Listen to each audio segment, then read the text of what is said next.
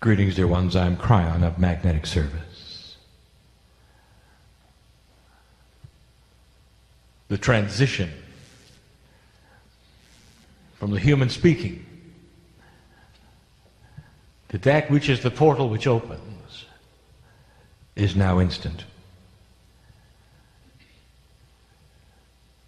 And there would be those who would criticize that transition, saying it cannot be that way. For the three-dimensional human being and the multidimensional energy of that which is spirit needs more adjustment time. And they would say that that is a profound energy shift. And they'd be right. Oh, they'd be right. And so they would say the man is not fully channeling. What if the door never really closes? What if instead of opening the door, he simply says it's time to a door that's already open? And this is the premise of the new energy that you live in. What is before you that you can't figure out? There is no solution in this room that is more difficult than the beautiful consciousness of the human who has that problem. In other words, it would never be given to you if you couldn't solve it. And you know who I'm speaking to. The Creator is inside. In 3D, you tend to throw the switch. And your spirituality has always been that way. You have certain days you report to worship.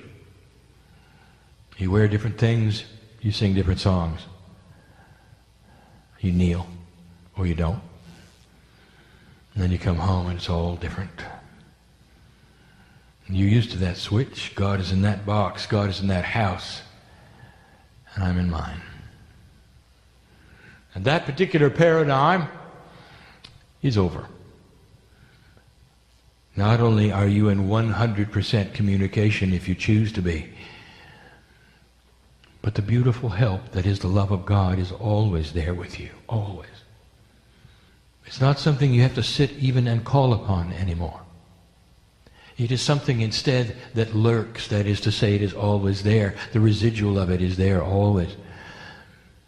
It's instant help. At every moment.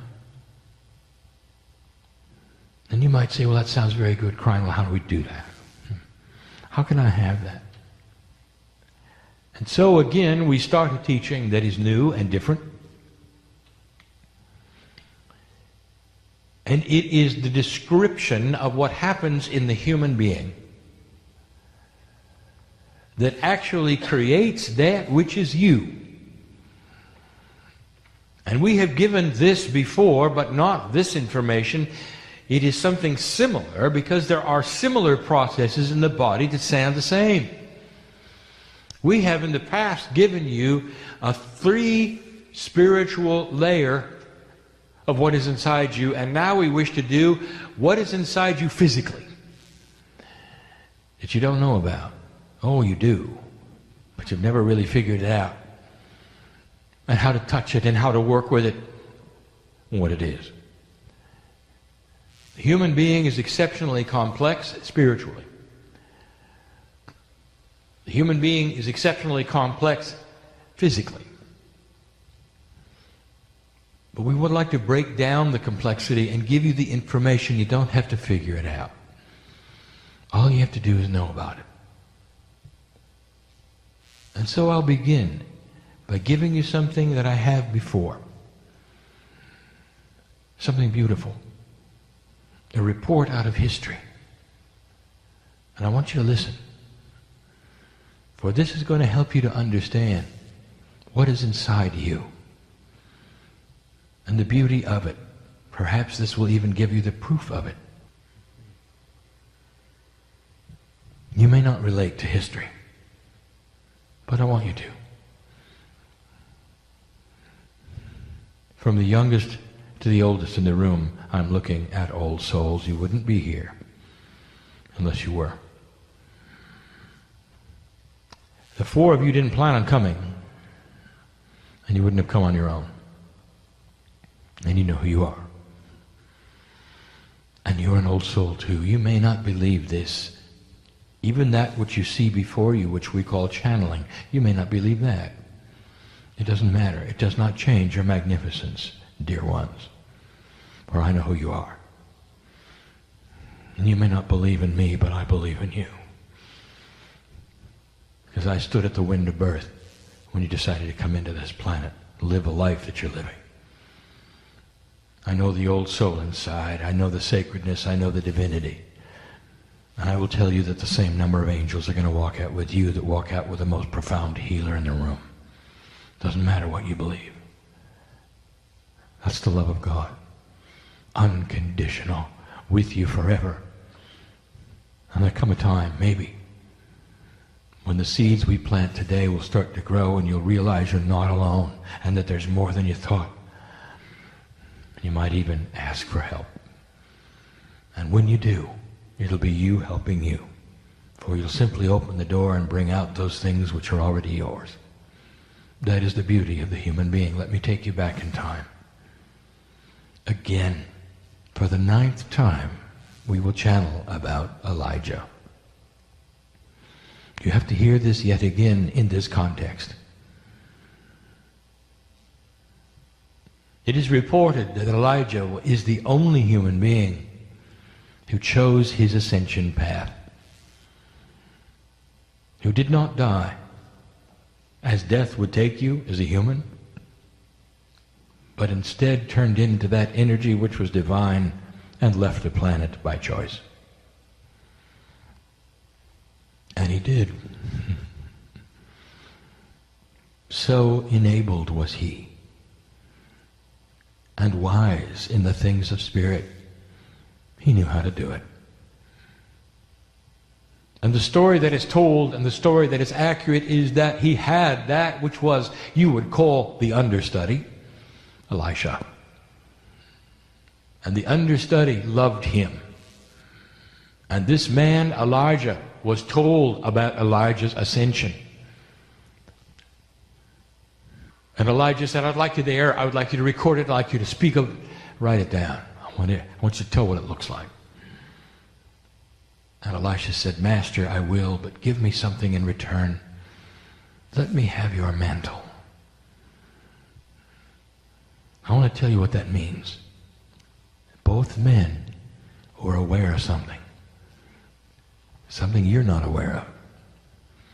He was asking for Elijah's spiritual wisdom to be passed to him. How can you pass something like that that's not biological, birth-related?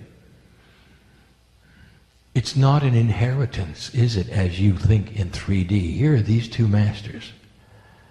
And the one looks at the other and says, I want what you have before you leave. I want you to grant me your mantle. That is the mantle of God that sits upon you. That is the very wisdom that allows you to ascend. I want it. I want to continue your work. And Elijah looked at him and said, it is granted. It is yours. The story really is about Elijah's ascension. But the backstory is about two masters who understood how they could transfer a beautiful energy one to another through a sacred gift. And someday we'll tell you more about that. Is it possible they knew more than you do today? The answer is yes. Now let me tell you what Elisha wrote down.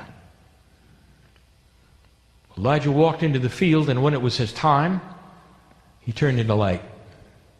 Quite simply, he turned into light. All the multidimensional pieces that he was came apparent, and that which was corporeal vanished, vaporized. It could not stay as it was with the divinity of the Creator. Now there are some who misread this and they say there was a light that came from the clouds, a chariot, and came and got him. That's not what Elisha wrote. Read it again. For Elijah turned into light right there on the ground. The God in him shone like the sun. And I'll tell you a lot about what's in the human being. And he knew it. Oh, Elisha's eyes, they're only 3D eyes, couldn't pick up the multidimensional parts, the incredible size of it, the fact that the universe knew that one had left the planet.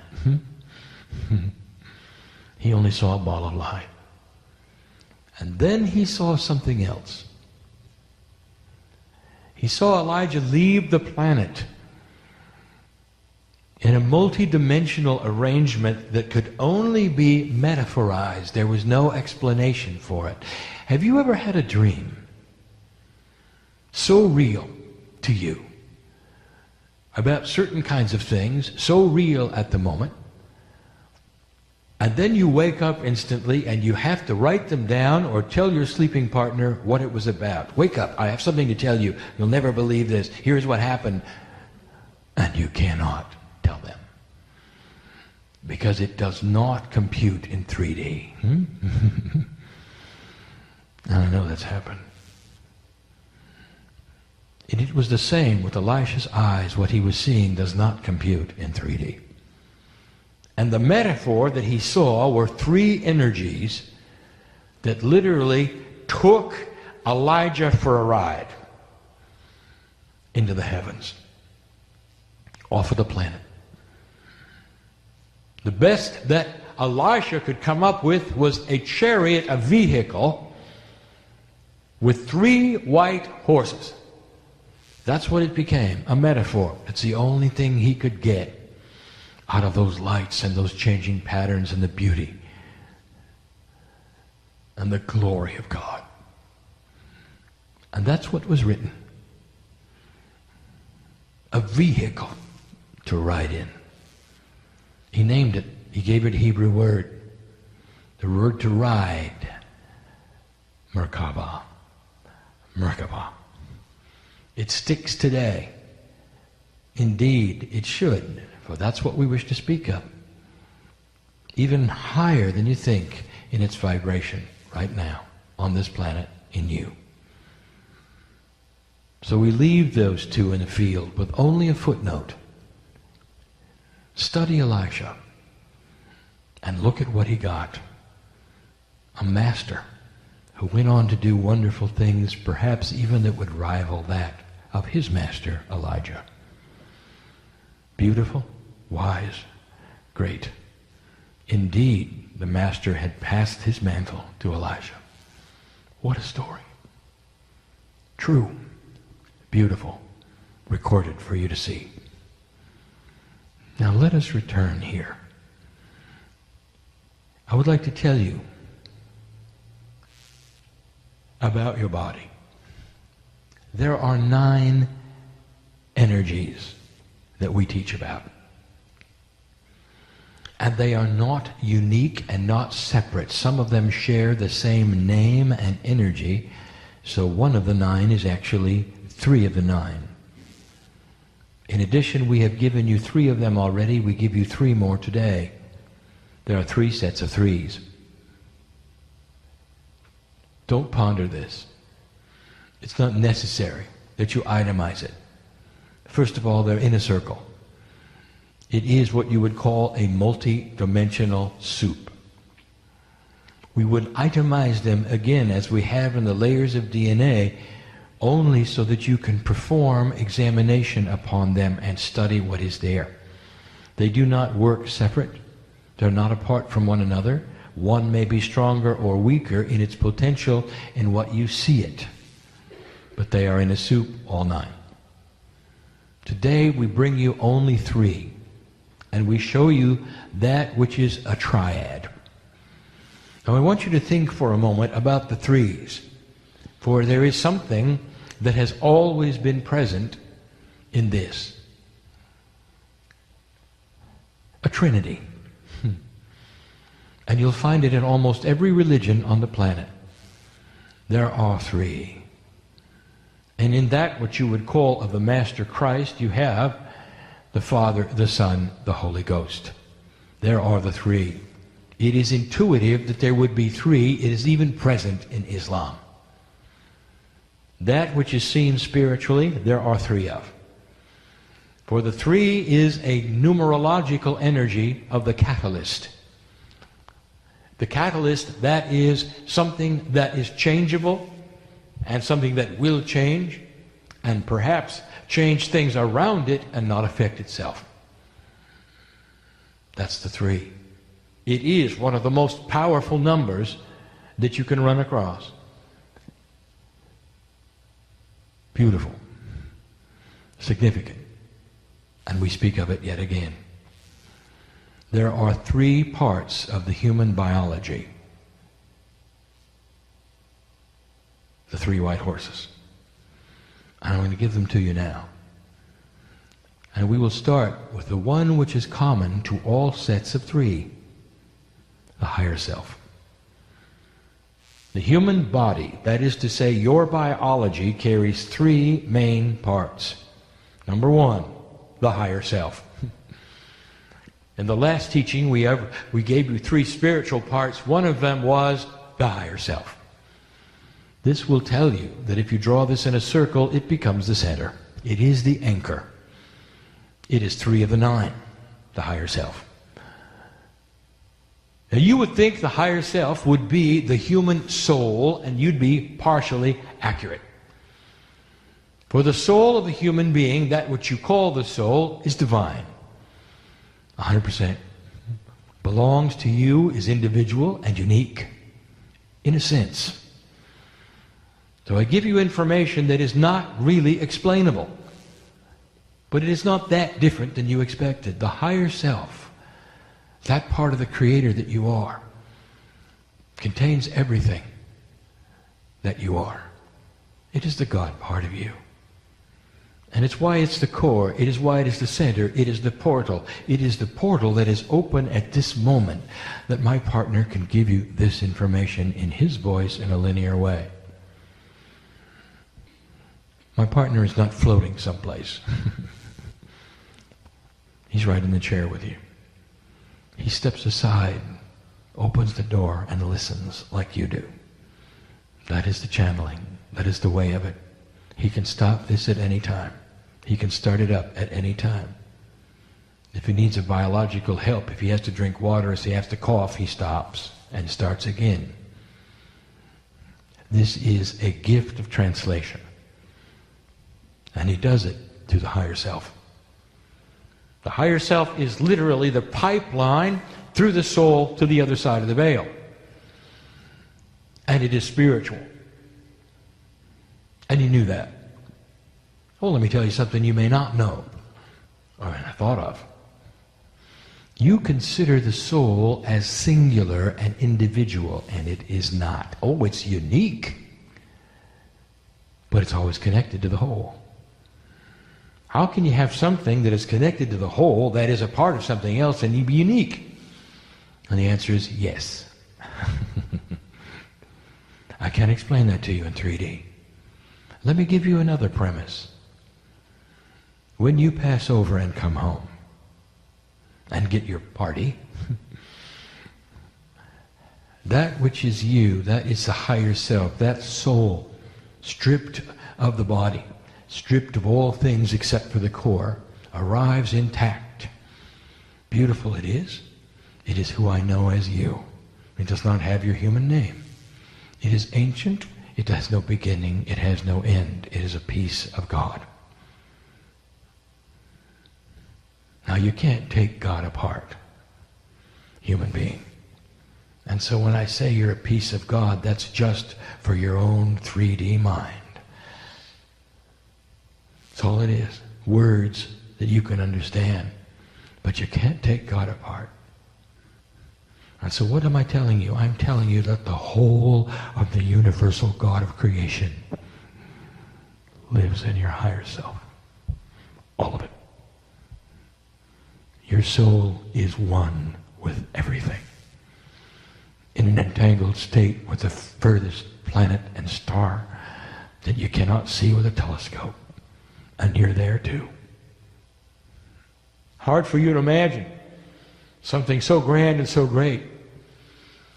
It's why Elijah turned into that which was light itself. Hard to describe who you are. But here's what you don't expect. In your 3 dimensions, the soul leaves the planet, goes back to wherever it is you think it goes to. Heaven, if you wish. Which is not a place at all. It's a dimension, or a group of them, hard to describe to a 3D creature. And there it resides, you may think, in a 3-dimensional way, until it returns. And then it comes back and it's another human being, it's born to a new set of parents, it gets another name, and you walk through life yet again, old soul. And that's pretty standard. And it's awfully 3D of you. What if I told you this? Your unique soul, a piece and a part of God that has a name we say in light, is not apart from God. And therefore, it is always intermingled with every other soul that has ever been on the earth. And when you return to that pool of souls, and you seem to reunite, when you come back to the earth, you have choices to become part of those who were. Don't misunderstand this. You're still you. You still have a soul which is coming back, which is unique and the soul that it used to be. But if you could pattern it with an interdimensional pattern, you'd see a difference. Because when you're on the other side of the veil, depending upon what you have picked up here, you can pick up certain things there from the pool of souls and bring it with you. And in you come again. There are those walking on earth who are convinced they're a piece of the Master Muhammad. Reincarnate. There are those who are convinced they are a piece of Mother Mary. There are those who are convinced that Magdalene is in them. There are those who are convinced that the Christ himself is part of their makeup, and that's who they were. And there are many of them who think that. Oh, how singular of you. Let me tell you what's going on. All of those soul energies that you look up at and say they were a piece of God, I want part of that, are attainable and available when you leave here. You pick up a part of them and you bring it back, and that's what you feel and that's what you know. And in 3D and in a singular way, you assign the whole thing to you, not understanding that they're everywhere in an entangled state with everything else. I didn't expect you to understand it. I just want you to know it. It's beautiful. It's not singular. You're not making it up. Indeed, you are part of the master energies. Even Elijah. That's the higher self. That's one of the 3 I want to tell you about. We're talking about the human biological attributes. One of them, profoundly spiritual, the higher self. Now let us get it into 2 and 3. When you combine them, you have the human being. You may not see all 3 parts. In fact, you're not going to see. You're going to see part 2, which is human consciousness. Now, part 2, human consciousness, is very grounded. It is Gaia-like. It is of the 3 dimensions. It is of the earth. It is surrounded by the processes that make the earth, and Gaia, Gaia, including the crystalline grid. It is a 2. Human consciousness is what you know every day. I don't really have to explain it to you. It's that which you carry around that you brought in today, that's listening to this, it is allied to your cellular structure and your body 100%. We call it consciousness, but it's more than that. It's corporeal awareness. It is you with your body, you in your body. It's you walking in and out of the room. It's you eating. All by choice. It's human consciousness. Human consciousness can change chemistry. It is constantly done. When you go into joy and you laugh, all of the chemistry is changed. When you breathe, by choice or not, all of the chemistry is changed. When you go into fear, the chemistry is changed. When you fall in love, do I have to tell you that? The chemistry is changed. Don't you love the last one? When you fall in love, you don't care if you ever eat again, do you? How's that for a suspension of survival? You don't care.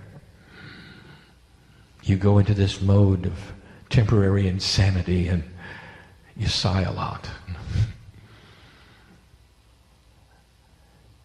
And you just want to be with the other one, don't you? I want to tell you, I've just described the way God feels about you. Did you know that? So in love with those that are missing. Some of you connect and some of you don't. Most of the earth does not. We've got 7 billion pieces of God that don't even write home.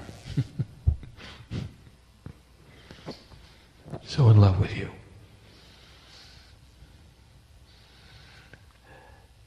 Human consciousness is the part that you know in 3D.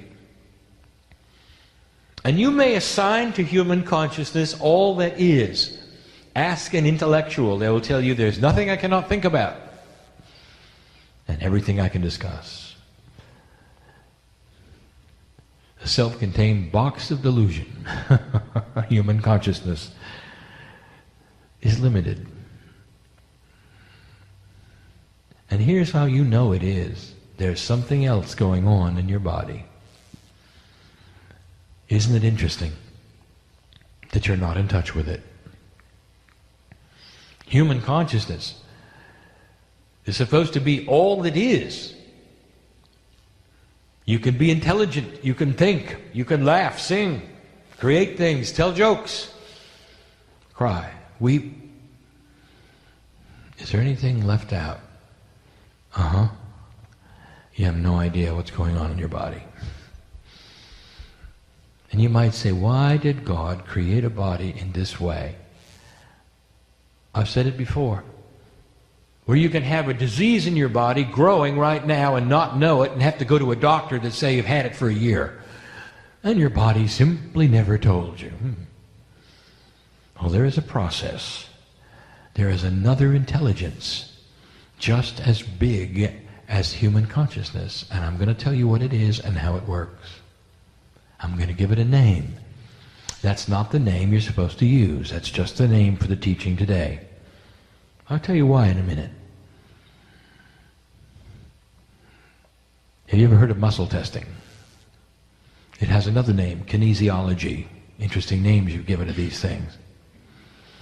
Why do you name processes with so many letters? Why can't you call it how? Kinesiology is the process where the body lets you know things you can't know consciously. Muscle testing will give you answers yes and no about substances that will and will not be effective in your body and allergicness.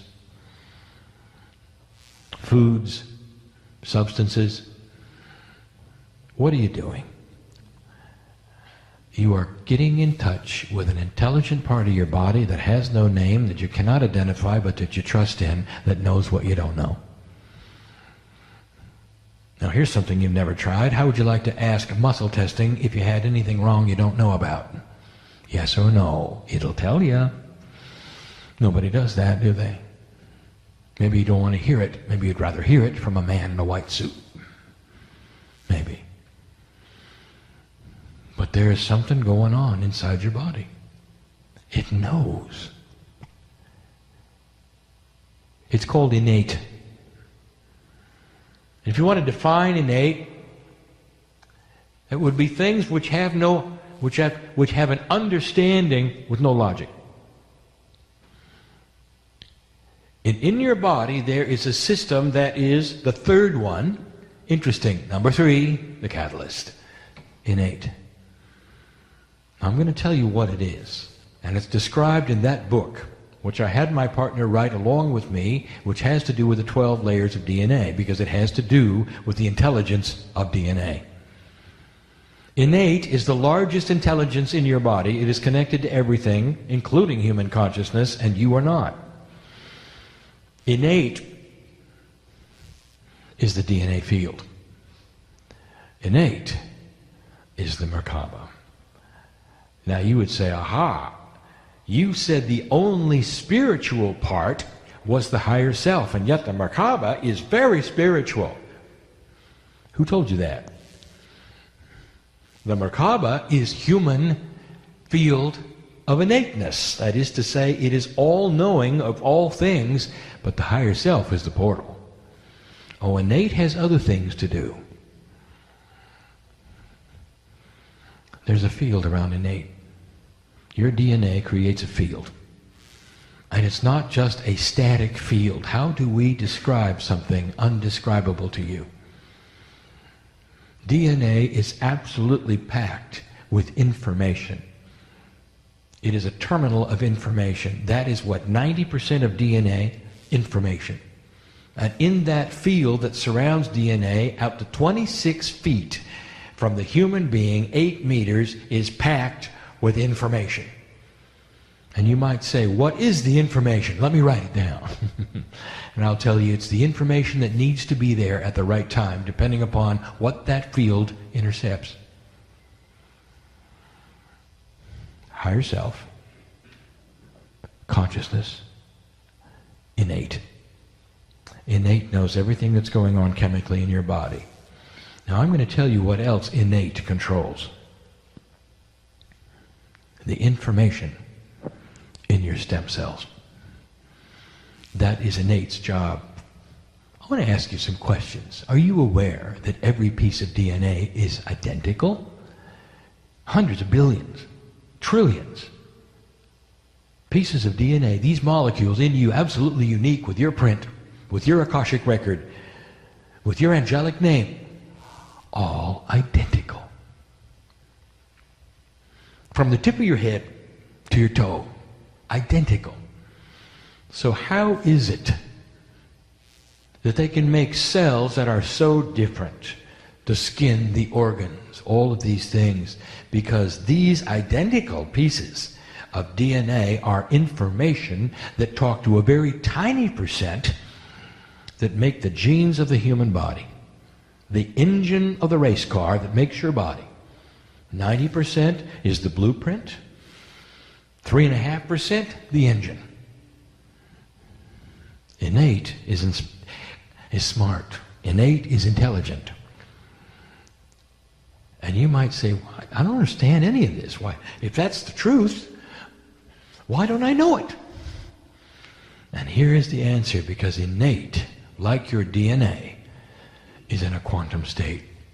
It is multidimensional, it's not in 3D, and you can't talk to it easily.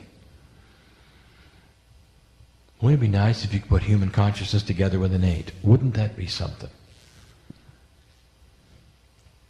And now I'll tell you something.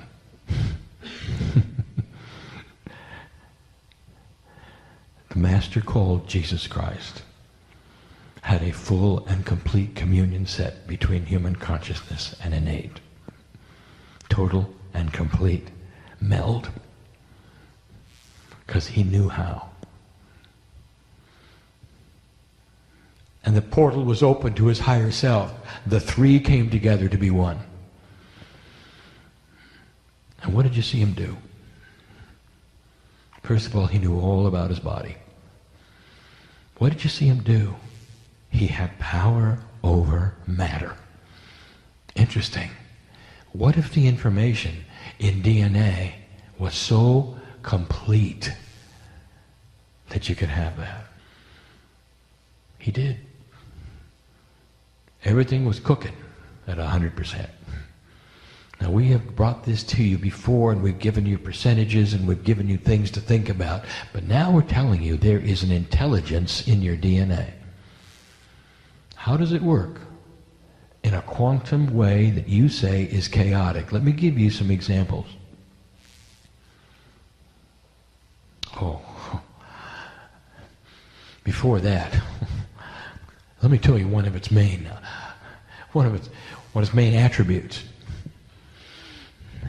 Here you sit in the hospital.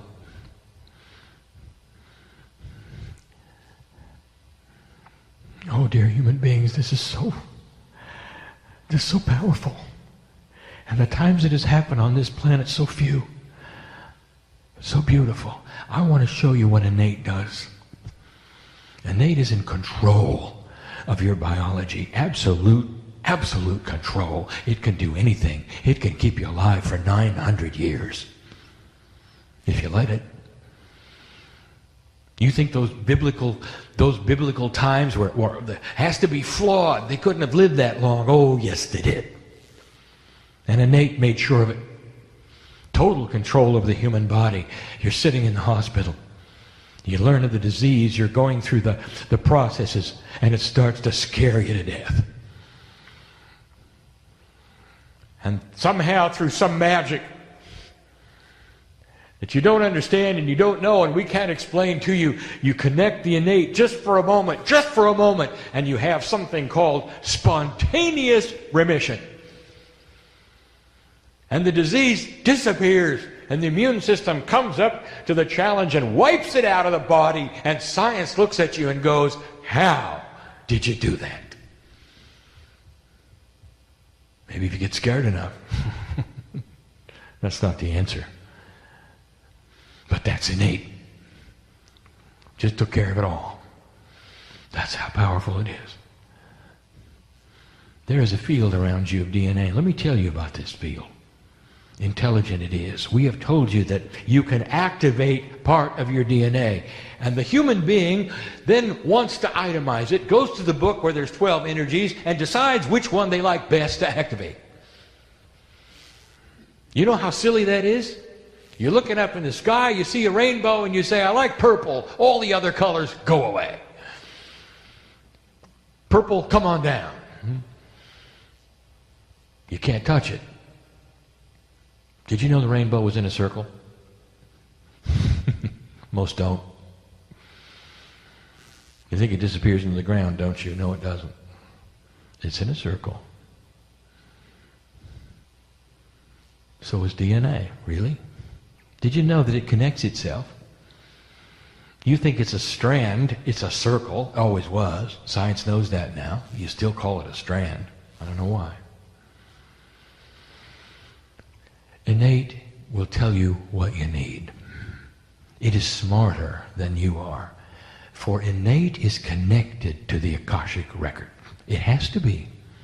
It's a field of DNA.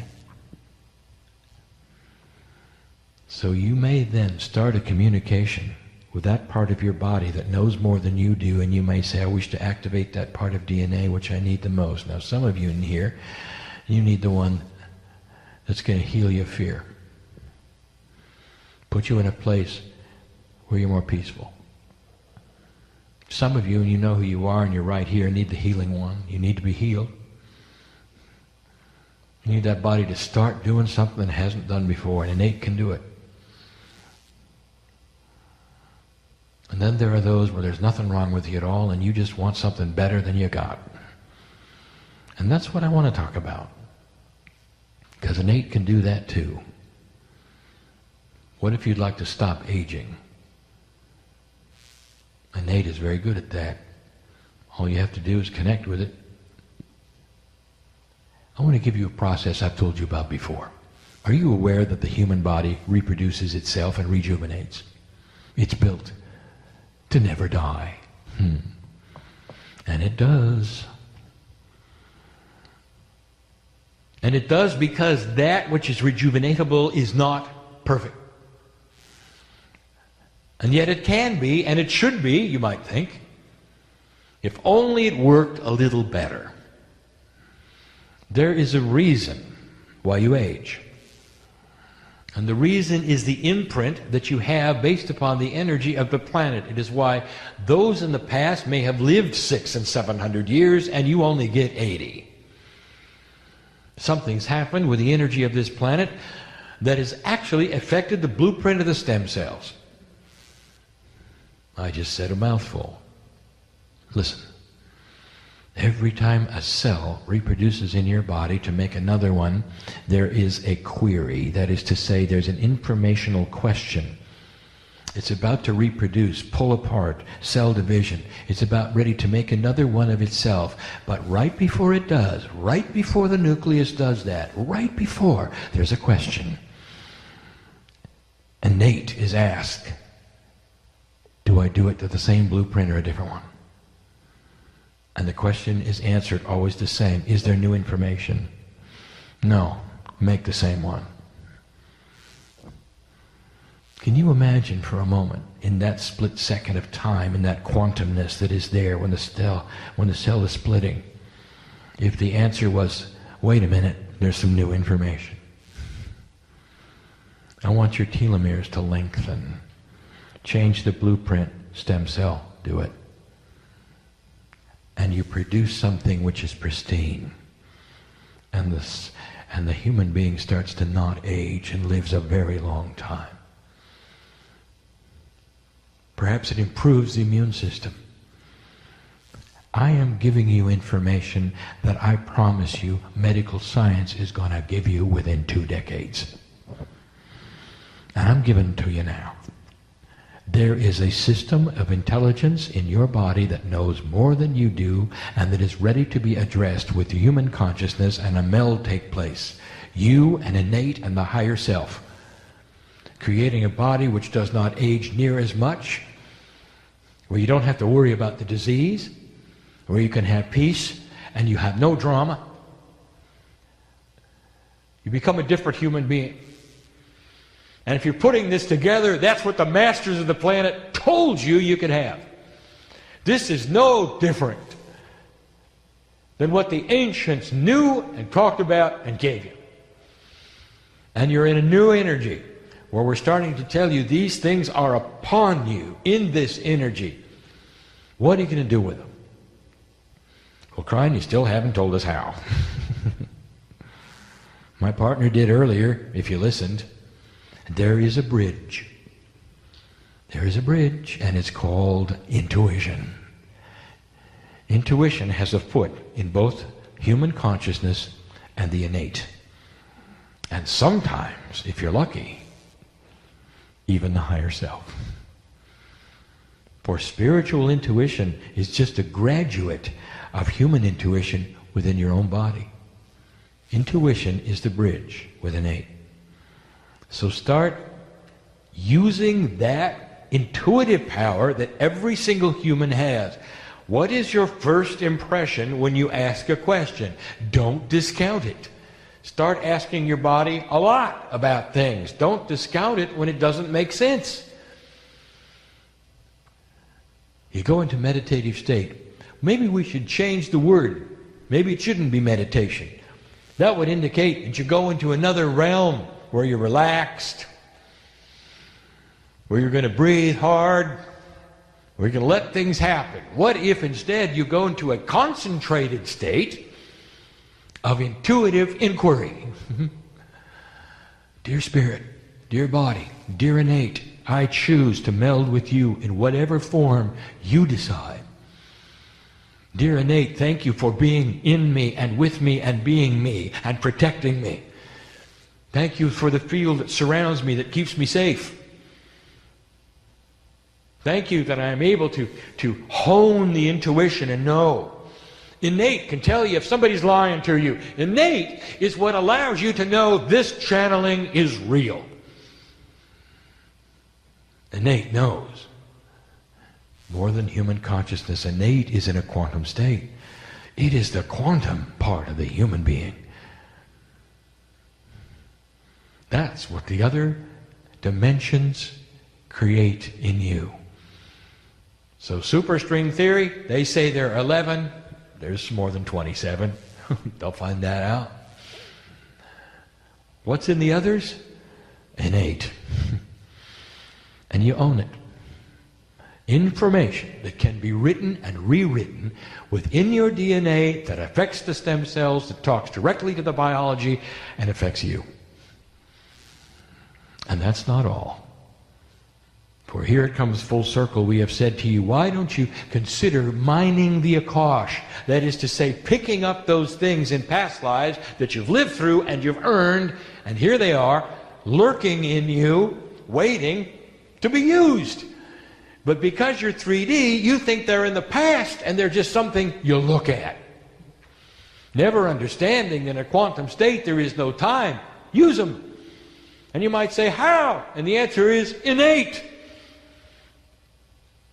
That part of you, part 3 of the 3 that we're discussing, is ready to look into that Akash and pick the one that you need right now, because innate knows. Don't pretend you know.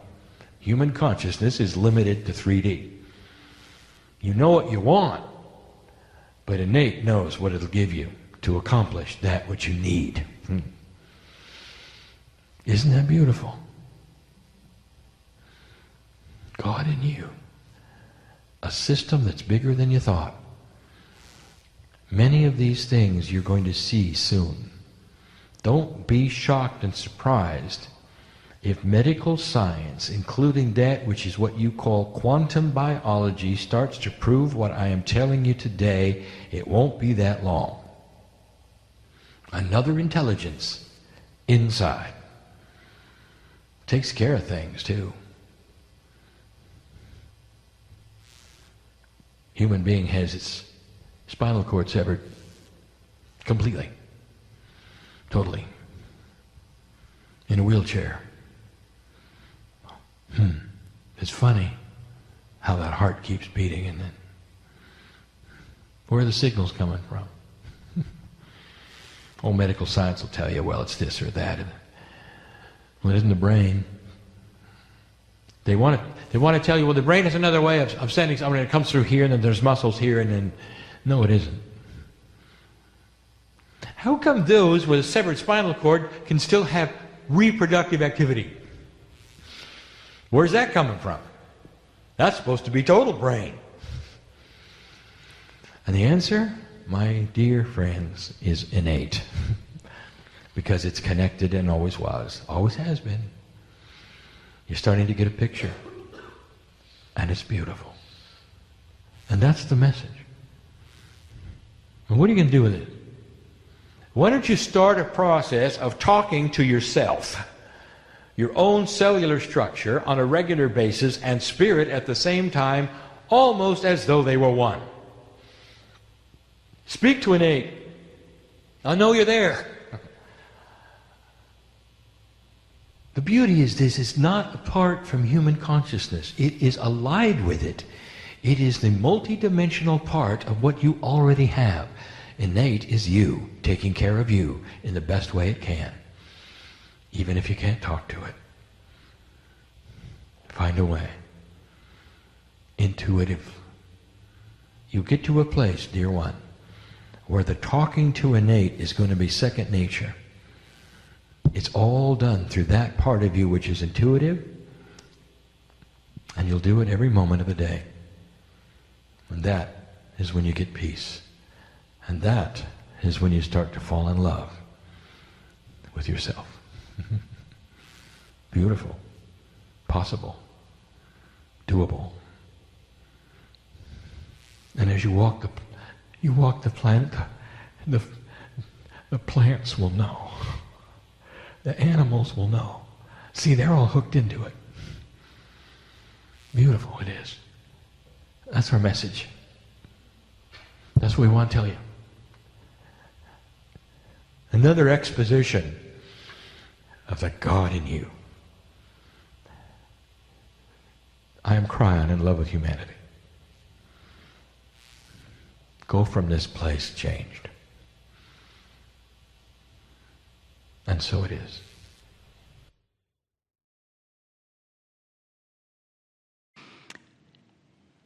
I invite all of you to close your eyes And just allow this space to disconnect from any thought that you may have had, and to disconnect from any chatter that might be happening in your brain. And if there is chatter in your brain, we can just acknowledge it and say, wow, beautiful brain. Thank you for all your chatter that you bring me. But we're going into some quiet time, because we're going to disconnect from that chatter in our brain. We're going to have some quiet time where we can connect with the energy of our heart.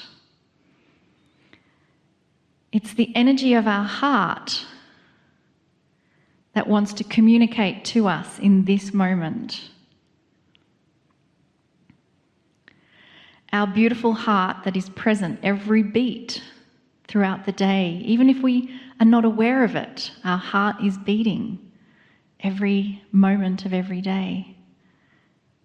And it's there in the silence, waiting to connect when you're ready to listen to the whispers of the silence that it exists in. And each of you has such a unique path. And the compass that guides you on that path is always the silent whisperings from your heart. And the one that guides and connects the heart is connected to the field of the Creator. That creative source that we all came from, and that creative source that we will all merge back into when we're no longer here on this physical plane of beautiful planet Earth. And so we just say thank you to our beautiful heart. Thank you for accompanying us on this amazing journey.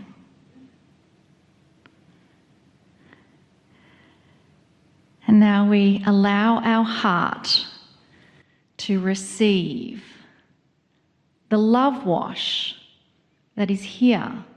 Should you choose to receive it, we allow our heart to now receive that love wash from Kryon. Greetings, dear ones. I am Kryon of Magnetic Service. So much you have experienced and seen, heard in these 2 days. I speak, of course, to the audience in front of me and not to the ones who will listen later. But for all of you listening later and here, I'd like to give you a short metaphoric message. Dear ones, we have given you so many times the idea that light is coming. And that in itself is a metaphor. For the light we speak of is enlightenment. And this takes shape in so many ways. You could say that the light is coming in wisdom, in understanding, between human and human. That's not here yet. You can say light is coming in the inventions of the planet, so that electricity can be produced without any resource being used, and food can be grown where food could never be grown before, and there would be no hunger. That's not here yet. And on, you might say, that someday there will be enlightenment even in that which is your governments and the way things work in corporations, and that it will change the face of everything. I'd like to tell you that all of that hangs in the field. It hangs in the field. That means it is your future. For those in the room and for those perhaps listening might understand, but I will tell you, Your planet is on a target. A road that has a target on it. And on this road there is something unstoppable, and that's you. There was a time when I said, humanity may do this if it chooses, and you can go back in time and hear this so many times. That you have free choice, dear ones, and if you choose to do this, then it will happen. And at this point, I will tell you, at the beginning of this year, that the snowball is rolling, and you're not going to stop it. And that snowball is white, and it's light. And it may take a little longer to get down the hill than you want. But I have seen this in other civilizations, in other planets of ascension, and some of you have been on them and recognize it, and your old souls here today, because that was the plan. That you would come back and have enough lifetimes of experience to feel it and remember it and know not to be afraid. To be part of the final battle of dark and light, which may surprise you in how it develops. But even in these last 2 days, you've seen perhaps what is going on and the hope of the future. That's why you're here. And those listening to my voice, I will say to you yet again, things are not always what they seem. I want to give you, in closing, a little parable. It's the parable of a man named Woe. He's not actually a man. He could be a woe man, but we call him a man because it's convenient and you understand it better. It's a parable that stretches the imagination of reality, and that's what parables do. In some of mine, I will take you to planets that don't exist and situations that can't happen. But there's a reason. There are things you don't realize, attributes that you do not know about that which we call light. And so to show you what I mean, I'll give you this parable.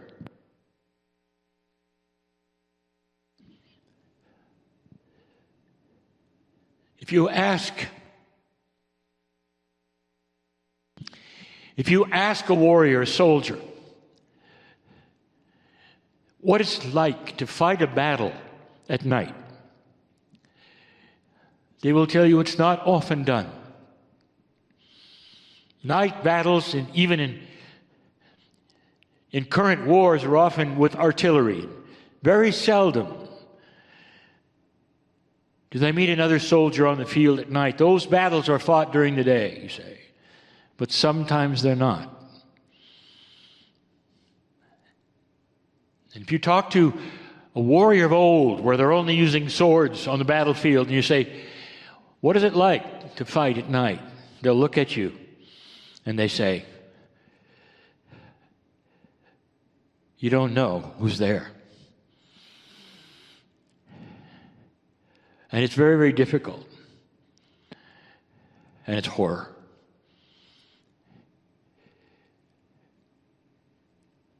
That's the metaphor of this planet at the moment. You're in the dark. You are still in the dark. And you're fighting battles wildly in the dark. And that's the dysfunction you see. I'll take you to a planet that's very dark. And Woe is a warrior. And he's been fighting on this planet for a very long time with a very old rusty sword.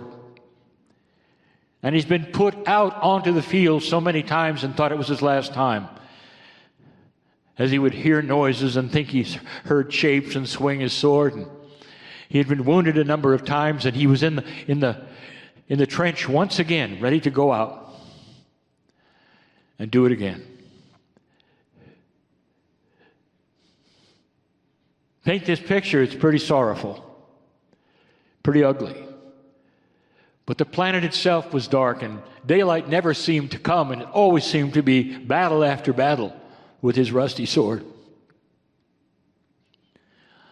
It may seem funny and perhaps a little goofy what comes next. But a little green man showed up. He spoke funny.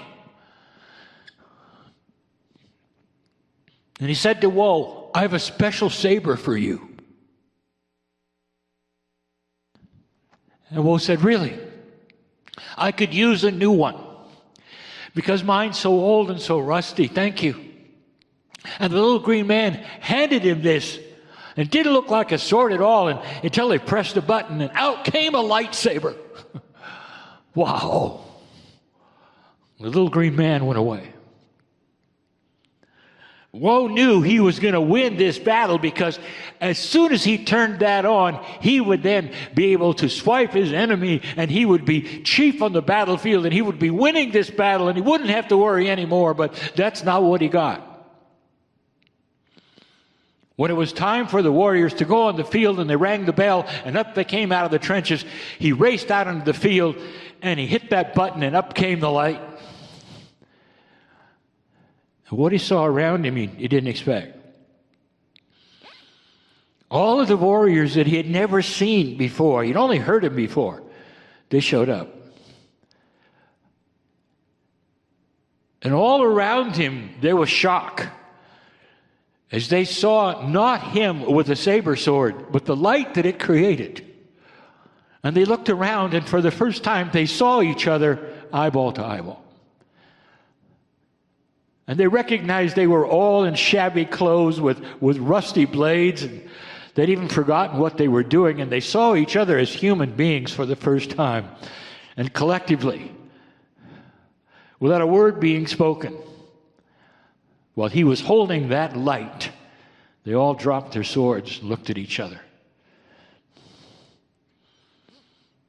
And almost every single one of them walked around. For the first time, they could see one another. Didn't even recognize the uniforms. Didn't even know why they were fighting. And it was the beginning of light on that planet. One man. This is a metaphor for you, as goofy as it might sound, of light where there is no light. That's what you get. You don't know how dark it is here until you see the brilliance of the wisdom that is coming.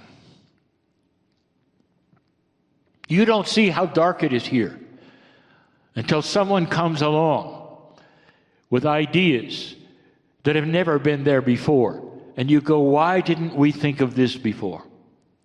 With inventions that have never been seen before, that change not just the atmosphere of a technology, but rewrites an economy. Those are the kinds of things that happen with light. Those are the things that are hanging in the field. You've had a glimpse of them in these 2 days, of what is possible on this planet. So I will echo what my partner said earlier. Don't be afraid, because you have that saber sword. And slowly you'll understand how to create the light, what it means, and how to put it in the framework of mastery and not conflict, and how to use it so gently and so softly and so beautifully that you illuminate areas that needed illuminated and they never even knew you were there. Like the one who strikes the match in the dark room, you can't see who it is, but you see all around you. This is the future of this planet, regardless of what you're being told. This is the future of this planet, and old souls are the ones with the experience that they have who will bring it to fruition on this planet in these times. There is no accident you are here. There is no accident that you are hearing these words. Now go from this place or this recording and think about what I have said and understand who you are and how the Creator has set this up and how you have agreed to it and why you're here. In compassion and love, which are the tools of the day, I congratulate you for being here and taking the mantle of this lifetime that may change everything on the planet. I am crying in love with humanity. And so it is.